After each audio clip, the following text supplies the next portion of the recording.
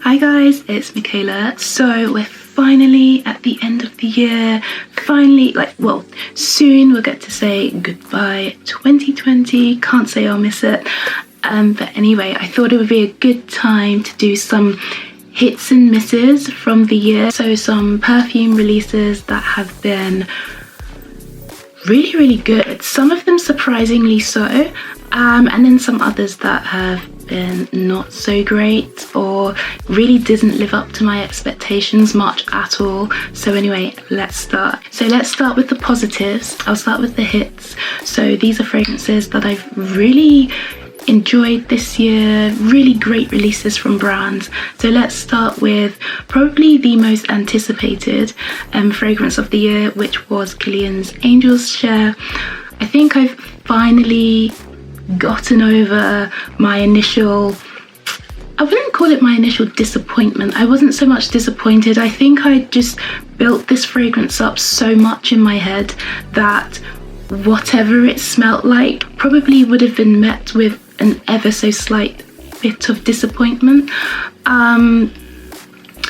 Yeah, I think I'm over that now. If I stop comparing it to other scents that I have that are in a, the same or similar genre, and just, judge it on its own merits, yeah, it's a good scent. It's nice. I mean, it must be nice. I've been reaching for it quite a lot, especially on the colder days. This is a really nice one to wear. I still get a heavy dose of cinnamon, a dry cinnamon. I'm still getting a dry cinnamon with an undercurrent of something sweet. I wouldn't go so far as to say Cinnabon. I know a lot of people say this smells like a cinnamon bun on them. I wish it smelled like that on me. It does not at all.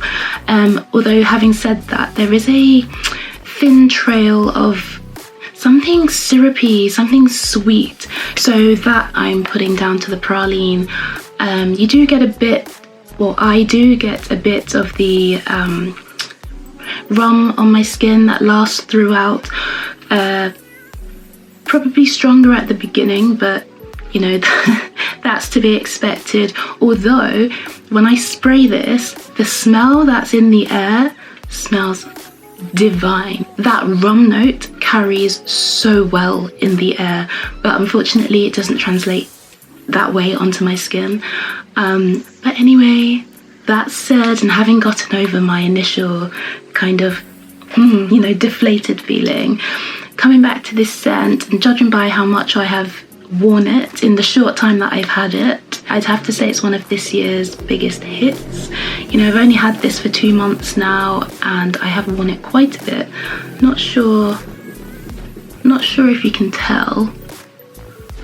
Yeah, you can tell a little bit. But yeah, anyway, this is one of those ones that's so strong, it's such a big scent that you don't need to spray too much of it anyway. Yep, really enjoyed wearing this one. So next, let's go on to one from Tom Ford. This one's a Rose Prick. So it was weird because I picked this one out and I was like, hang on a second, I think that's from 2019, but then I checked and it was early 2020. So 2020 has been a long year for me to think this came out last year. We've been through some things. But yeah, beginning of the year, this one came out, but I have kind of only recently-ish got this one. Anyway, onto the scent. It's a lovely earthy rose scent with a slight warmth to it, and yet the earthiness is coming from patchouli, which I always say I don't like the note of patchouli, which in most cases I don't, but in here it's done in a way that doesn't bother me at all. It's quite soft actually, and I think that's how I'm able to kind of enjoy it in this scent. I'd say it's quite balanced with the rose as well, so it's quite a prominent, it's quite a noticeable note in the scent. So yeah, they've worked with the patchouli in a way that I can actually bear to smell it and to wear it. But yeah, overall it's a really strong release from Tom Ford. Yeah, in the main, this man knows how to create a good scent. Okay, next let's go on to a Byredo. I've only got a little sample and it's Lil Fleur. This one I've seen get a lot of hate I've seen people saying it's not worthy to be a release by Byredo. It's not worthy to be a release at all. And I was just like, oh gosh, this was before I tried the scent. And I was like, oh, should I bother? And then I saw Tobacco Mandarin came out and I really wanted to try that. So I was like, okay, fine. Just, try them both at the same time. And actually, to my surprise, I prefer Lil Fleur over Tobacco Mandarin. I don't really get what the hate's about. I mean, maybe it's because, it's a very juicy, sweet leather scent. So maybe that note combination doesn't translate well to some noses. Maybe it confuses some people, I don't know. But I think it's a really nice scent. Especially for now, I probably wouldn't even try to wear this in warmer weather at all. I think it would quite quickly become overpowering, cloying, all of that. A little bit of the saffron does come through. It's really nice. There's some citrus and some rose in here as well.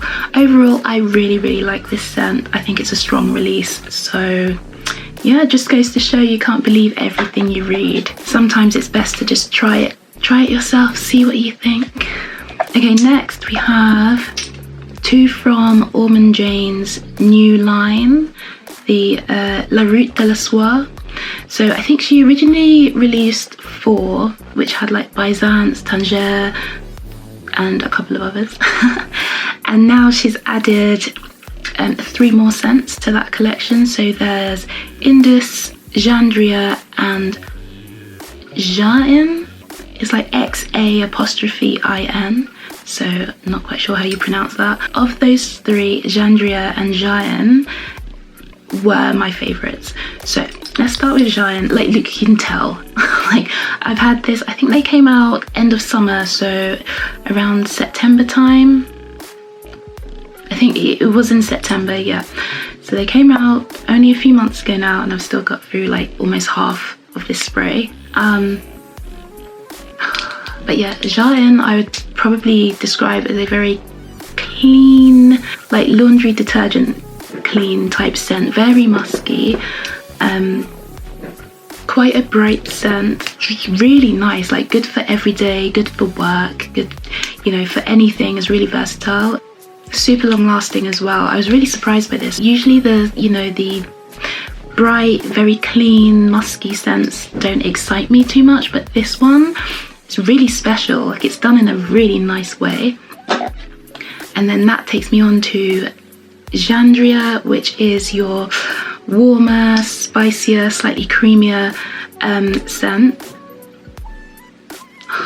Such a lovely scent.